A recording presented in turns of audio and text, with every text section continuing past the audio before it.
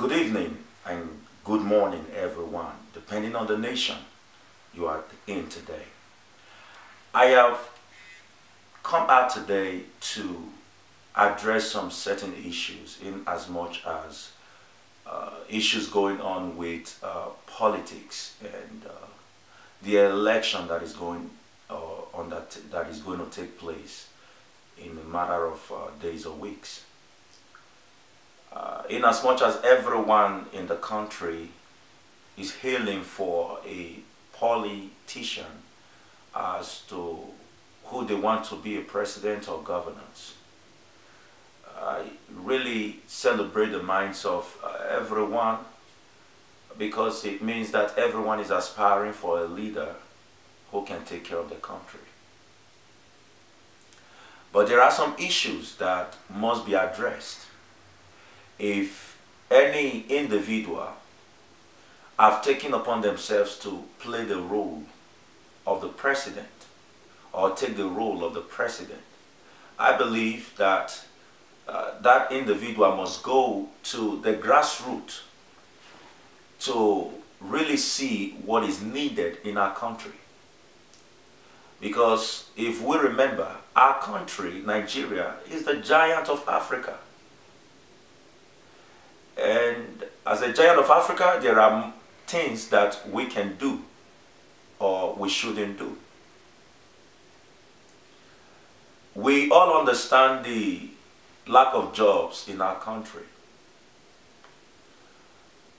As deep as I'm disturbed with that epidemic issue in our country, I'm very much concerned with the ones that are growing up who tend to have lost hope in their purpose for living, who tend to have lost hope in not only the government, they've lost hope on themselves. And these individuals are being caressed or persuaded to vote for not just an aspirant, but a political party, because I think that is all it has come to be today.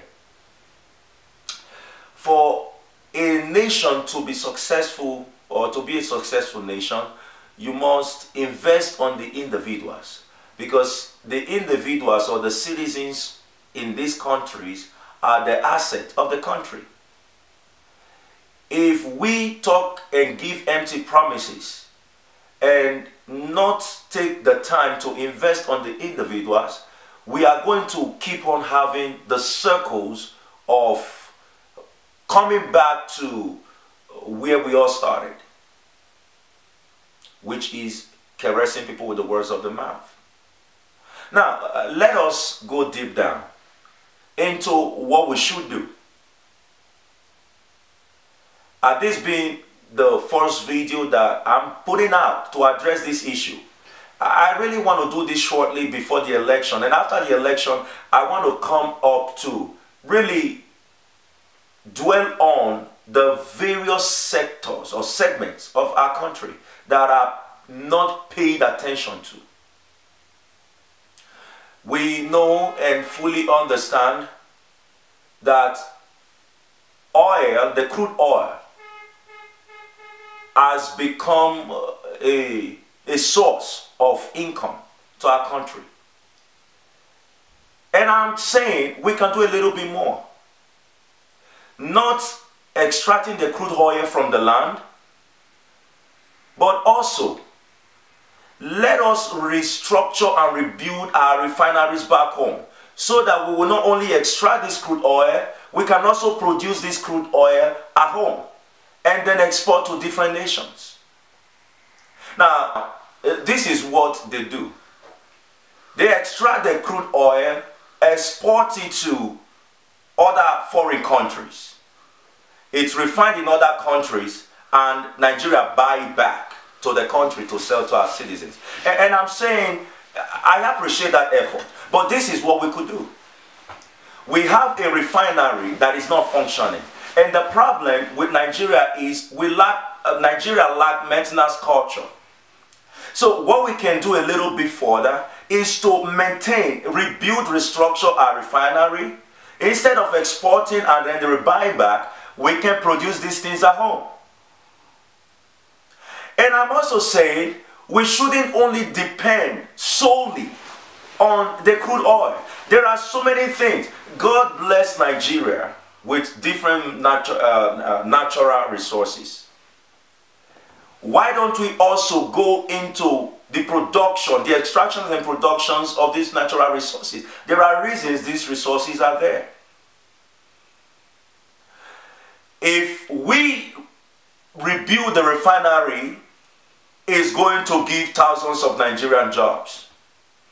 And that is what we're talking about. When we talk about government giving jobs, we are talking about jobs that can last individuals even over 30 years. And they will be proud and have a future for their children.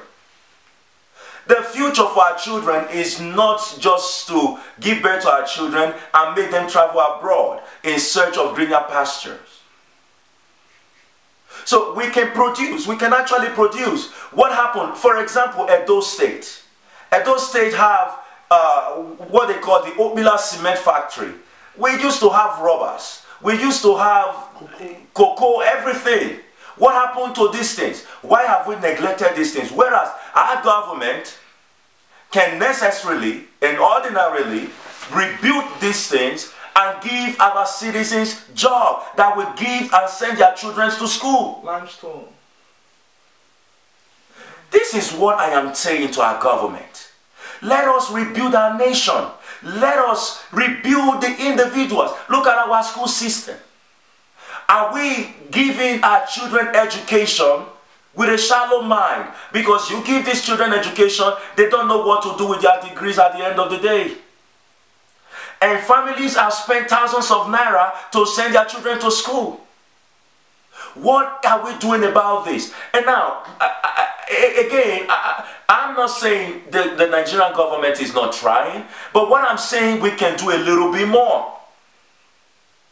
Let us open our economy to investors. I'm not only talking about foreign investors, the national investors. The national citizens, let them invest. And if the government can encourage every investors, diasporas living abroad, if they can encourage these investors to come back home and invest in the land, you're going to give thousands of people jobs that they will be proud of doing. I'm not talking about as a governor, you feel you've given jobs to young men and young women that at the end of your tenure, the governor that is coming next may wipe away those jobs. I'm talking about jobs that family will be proud of. Raise the income, the low income. Raise it from what it is now. Because Nigeria is becoming an expensive place to live, but the income still remains the same. And I can't even remember when last they raised the minimum wage. It's 18,000. What are we doing for our nation? Well, it's very funny that even our politicians, they don't want their children to go to school in Nigeria. They send them overseas to go to school. Why? Because they know the system is broken. Our educational system is broken. We talked about our policemen, the people who enforce the law, taking bribe. But the question is, the bribe, they're not just taking the bribe if they have enough money to go around them. They are taking the bribe because there are times that these people are not even paid in 3 months or 4 months' time. This is the system that is broken that must be fixed. How many people can actually come out in Nigeria and say, you know, I have gone to school in Nigeria and my education can match with anybody in the world? There is a ravishing problem, an epidemic problem that I've seen in our nation, is that Nigeria is a consuming economy. And when anytime a country is a consuming nation, they only have value for the goods they produce. So they only have values for the goods that come from outside the country. But let us move Nigeria from a consuming nation to a producing nation, a producing economy, a production economy. We've got what it takes. I'm calling on all our citizens. I'm calling on all the politicians, all the leaders, to please come together with one mind, not ruling with selfishness. To come together with one mind, just one mind, to build our nation and its citizens. We've got what it takes. We can do it if we want to do it. This is why I have come to release this video today. Whoever the winner is going to be, let us make sure there is no bloodshedding. The blood in Nigeria is already crying on the soil. Let's have a free and fair election. If we are able to maintain this, whoever the winner is, if you can work with everyone, let's build our nation. Let's provide jobs. The economy may be down, but when you provide jobs and incomes are coming into the country all the time, Nigeria is going to be one of the leading economies in the world. This is what I'm saying to all the politicians, all our citizens, the masses out there. This is